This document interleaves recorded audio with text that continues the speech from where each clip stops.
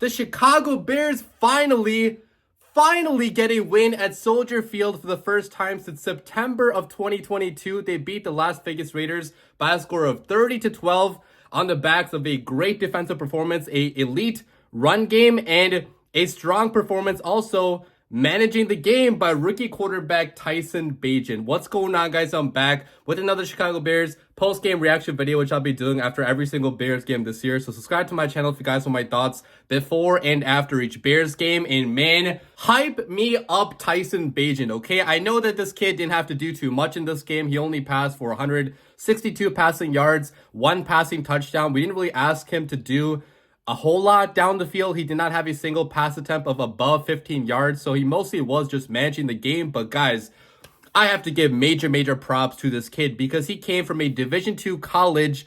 He went to Shepherd, right? So his last game that he ever started as a football player was against the Colorado School of Mines.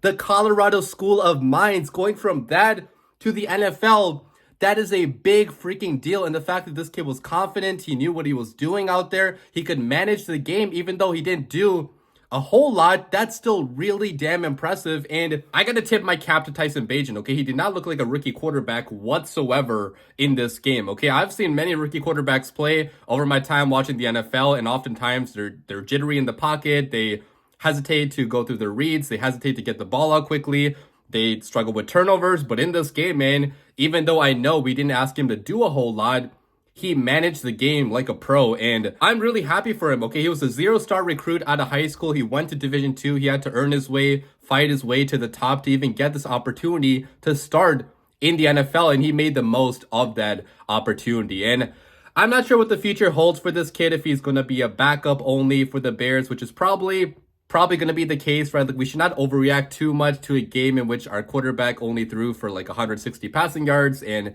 wasn't asked to, push the ball downfield, wasn't asked to make, too many big time throws. We should not overreact too much to that. But still, like, if he's only our backup here in Chicago, that's still totally fine. And it was a great acquisition by Ryan Poles, because getting good quality backup quarterbacks is still really hard to do in this league. And as we have seen across the league, like, having a good backup can save you on a playoff run if you just need that backup to step in and win some games, manage the game with a good team.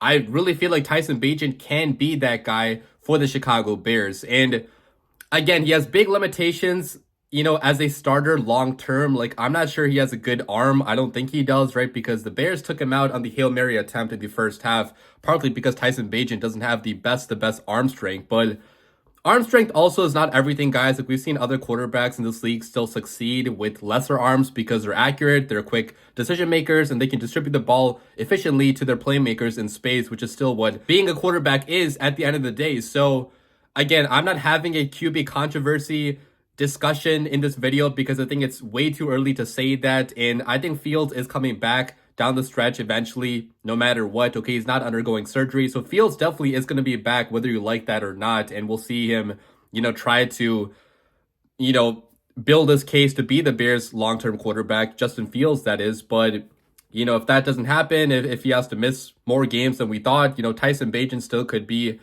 pretty fun to watch in the meantime. And talking more about the day that Tyson Bagent had, he was so quick and so efficient in his decision making, okay? He got from read 1 to read 2 pretty fast. His release also was really fast. He avoided sacks in this game. The Bears only let up 1 sack in this game, which hats off to the offensive line, by the way, okay? Going up against Max Crosby to only allow 1 sack against Max Crosby, that is some good stuff. But Tyson Bagent also limited sacks by getting rid of the football, getting the ball out of his hands pretty quickly, and just letting his playmakers do the work for him, right? And there was a couple of throws where he really did impress me with his touch and his accuracy on those short throws, okay? They weren't any crazy throws downfield, but just, short, quick throws of 3, 4, 5, 7, 8, 9, 10 yards can still move the ball down the field when you need to move the ball and pick up that first down, okay? And Tyson Bagent also had a couple first downs, which he picked up from his legs. So he's not even just a statue in the pocket. He can move around the pocket, obviously not as well as Justin Fields. He doesn't have the speed of Justin Fields, obviously, but he can still pick up the first down every once in a while with his legs when nothing is open downfield. And he had a touchdown pass, which should have been a touchdown pass, but DJ Moore kind of dropped it. It was kind of a tough play to make anyways, but there was a very small window to make that pass in the end zone, but Tyson Bagent made the pass. DJ Moore could not come down with that pass, but still, I thought that was a pretty good play made by Tyson Bagent. And on his screen passes, on his slants, on his dump offs, on his quick throws to the sideline, he was complete money on those throws. And again, I'm not going to act like these are some crazy wild throws that Patrick Mahomes or Josh Allen are doing. Like, he doesn't have that high level of upside, obviously, but I'm still really impressed by his poise and his confidence as a passer so early in his NFL career. Obviously, with the Bears, making things easy on him, but still, hats off to Tyson Bagent. Okay, at the very worst, he's going to be a good backup quarterback for the Bears for hopefully, a long time. But talking about the rest of the offense, guys, I really obviously want to talk about the run game, man, because this run game was dominating, bulldozing this Raiders defense. And I really have to give props to the Bears offensive line for that, because they were mauling guys in the run game, okay? Especially that right side with Tevin Jenkins, Darnell Wright, two of the best run blocking offensive linemen right now in football. We were money on the stretch plays to the outside. We also had a bunch of plays down the middle, which succeeded because of D'Onta Foreman being a strong physical runner. And D'Onta Foreman, man, he put the team on his back in this one, okay? He had 16 carries for 89 rushing yards, 2 rushing touchdowns. He also had 3 receptions for 31 receiving yards and a touchdown on that screen pass. And the way he was lowering his shoulder and just bulldozing people, running through people, getting yards after contact, juking people, hurdling people too. He jumped over somebody in the second half, and he also got injured in the second half because he just had so many damn carries. At some point, he probably was gonna, risk injury, but I was really, really impressed, man, by the effort of D'Onta Foreman. I mean, this guy last year with the Carolina Panthers, after he had to come in for Christian McCaffrey, after Christian McCaffrey got traded by the Panthers, he almost had 1,000 rushing yards last year. So he's clearly good enough to be an RB1 in this league, okay, with this power and his speed combo. And the fact that the Bears have him as the RB3 on this team just goes to show you how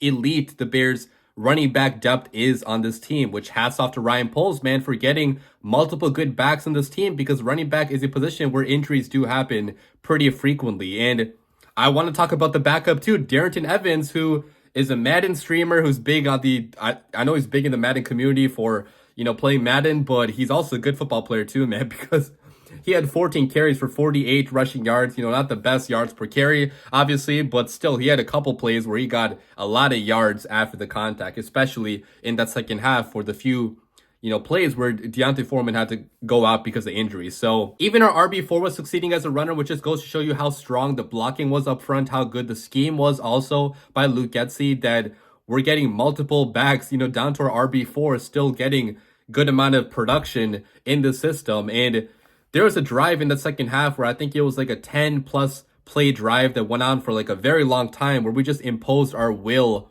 on that Raiders defensive line and basically won the game right there, because Luke Getsy refused to do anything besides running the football, which hats off to him for realizing that, okay? You don't have to outsmart yourself all the time. Sometimes just stick with what's working. And in this game, running the ball was working, and he made life easy on Tyson Bagent by running the ball, asking Tyson Bagent to only do a few quick throws in this game, short throws, which is what Tyson Bagent is good at doing. And that's why the Bears scored a lot of points in this game, okay? They scored 24 points on the offensive side of the football. But talking about the defense, man, what an inspired performance by the Chicago Bears defense, okay? They have completely turned their terrible start around now, because the last 3 games, the Bears defense has been really good, okay? They've been really good the last 3 games, and I recognize that's not going up against great quarterbacks. I mean, Kirk Cousins is pretty decent, but, Sam Howell, not a great quarterback. Brian Hoyer, not a great quarterback. Brian Hoyer definitely missed a lot of throws in this game, which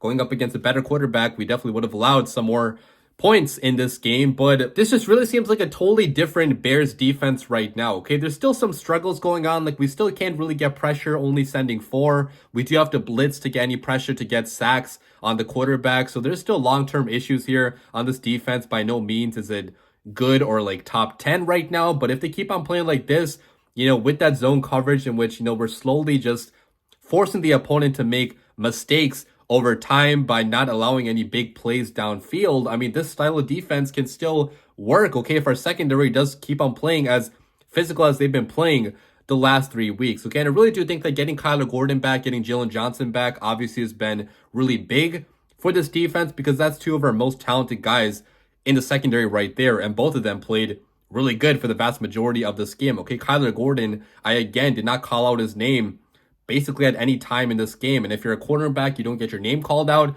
you probably had a pretty good game. And Jalen Johnson, man, he had a big pass interference penalty down the field, which was obviously, a bad mistake by him, but he finally got interceptions. Okay, Jalen Johnson finally got the interceptions he was craving, on his stat sheet. And he had a pick six at the end of this game, which I was going crazy on that pick six. Just so happy for the guy because I've been a big Jalen Johnson believer. I want the Bears to extend him this year and not trade him at the trade deadline because I feel like, having a 24-year-old cornerback that can play pretty good against some of the better receivers in this league, I think it's a very premium player to have. And I know that Jalen Johnson has availability question marks. He's gotten injured. He's missed a lot of games every single year. So that's definitely going to factor into his price of negotiating with him. But I still don't think the Bears should let go of a talented player like this because what are you going to get for him? Like a third-round pick maybe a second-round pick at the very most. I don't think you would get a second. You'd probably get a third. And are you really going to draft a cornerback as good as Jalen Johnson with that pick?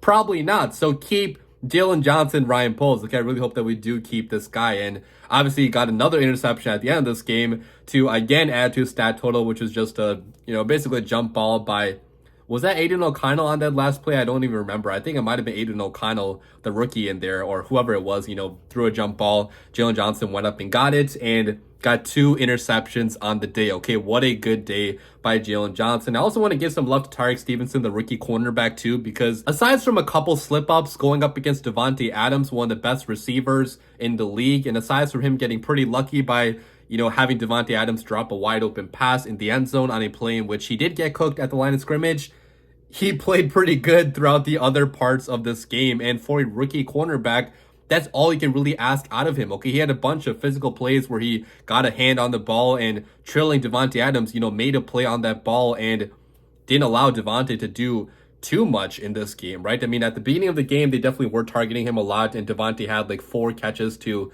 begin the game. But Davante ended this game with only 57 receiving yards, and with Tyreek Stevenson on him for a good portion of this game, that was a brilliant job by Tyreek Stevenson. Again, he wasn't perfect. No quarterback is ever perfect, but for being a rookie, I was very impressed by his physicality, by his, aggression that he played with. And also want to give a shout out to Jaquan Brisker too, because this guy flies out of a cannon every time he's trying to, make a play on the ball. He had 2 almost interceptions. I really do feel like, sometime in the near future, Jaquan Brisker is due for a pick 6 or at least a pick, right? Because he's been getting so close to getting his hands on the ball. He nearly missed doing so again, like 2 times in this game, but he plays hard, man. I mean, this guy really does love being on the football field. He loves hitting people hard. He loves making plays on the ball. And eventually that pick 6 by Jaquan Brisker also is coming. But, pretty decent game by Jaquan as well. And, talking about the Bears front 7, Tremaine Edmonds got an interception on a tip pass by...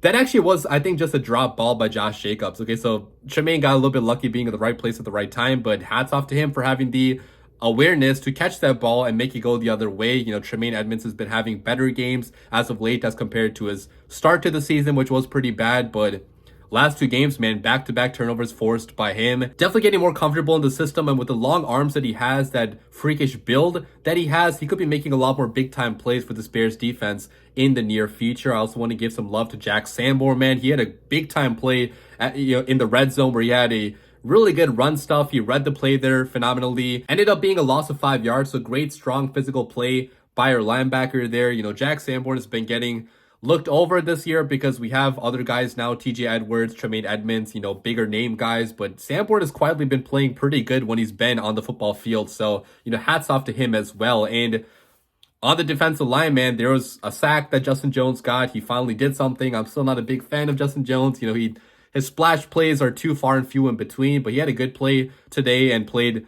pretty well for the majority of the game. The run defense was on point on the defensive line. Andrew Billings had a few nice run stops. Zach Pickens had one at the beginning of this game. So all in all, man, a really good defensive performance by the Chicago Bears. Okay, it seemed like every pass that Brian Hoyer was going to attempt was going to be picked or tipped or, we're going to get pressure on it. And That's what I've been waiting for out of the Chicago Bears defense, led by a defensive-minded head coach. And I do have to give, some props to Eberflus too for turning around this defense after the poor start that it had with Alan Williams there calling plays, which I'm still not sure what happened to Alan Williams.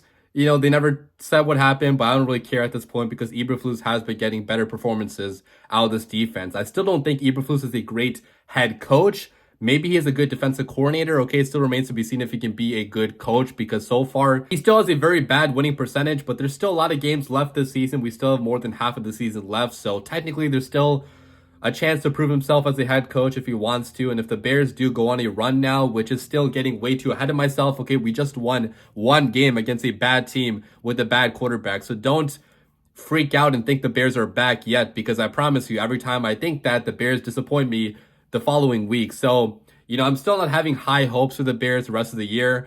But if the Bears keep on playing like this, man, anything is possible, right? And eventually Justin Fields will be coming back. I'm not sure if it's going to be the next game against the Chargers or the following week after that, but he will be back, I think, in the near future because that thumb injury was not severe as we thought. So, eventually we will see Justin Fields back in here too, getting his chance to prove himself as the long-term Bears quarterback, which at this point is going to be kind of hard to do that, but we still have a chance that, we could see something good out of Justin Fields too, which I really hope we do, because as much as I love Tyson Bagent's performance in this game, he's probably not the Bears' long-term starting quarterback. I still hope that could be Justin Fields. Maybe we draft somebody next year, who knows at this point, but I'm just going to celebrate this win for right now. Leave your comments down below, guys. As always, bear down.